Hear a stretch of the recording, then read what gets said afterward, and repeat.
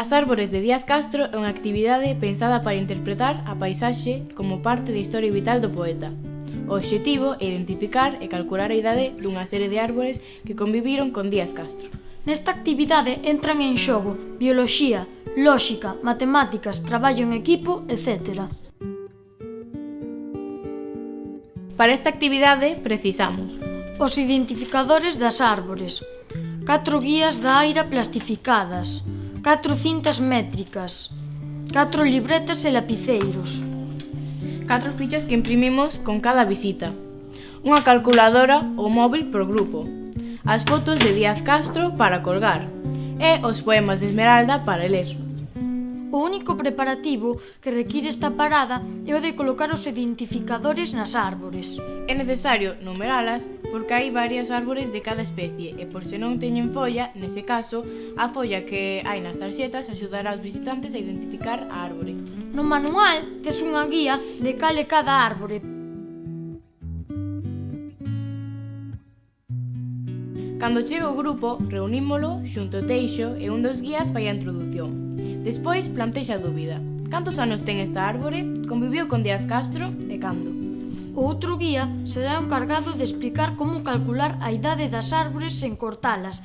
Despois dividirá os visitantes en 4 grupos para que cada un calcule a idade de 2 árbores. Cada un deses grupos recibe a guía cos datos, unha cinta métrica, lápiz, libreta e a ficha para encher.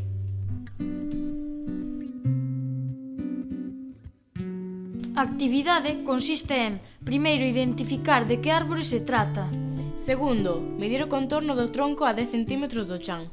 Terceiro, calcular a idade aplicando a fórmula que teñen na guía.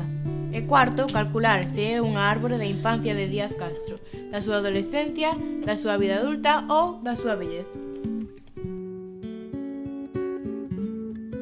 Unha vez que teñen os cálculos feitos, reunimos os grupos no centro da aira.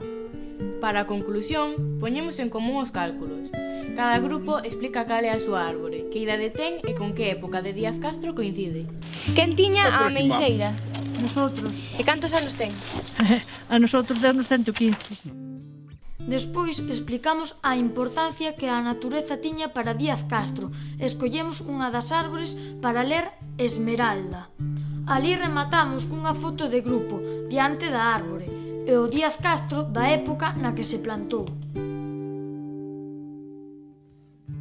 Os guías e anfitrións podedes botar unha man para resolver a actividade, pero que sexan os visitantes os que midan e calculen. Se hai maleza, non pasa nada, é un día de campo e hai que vivilo.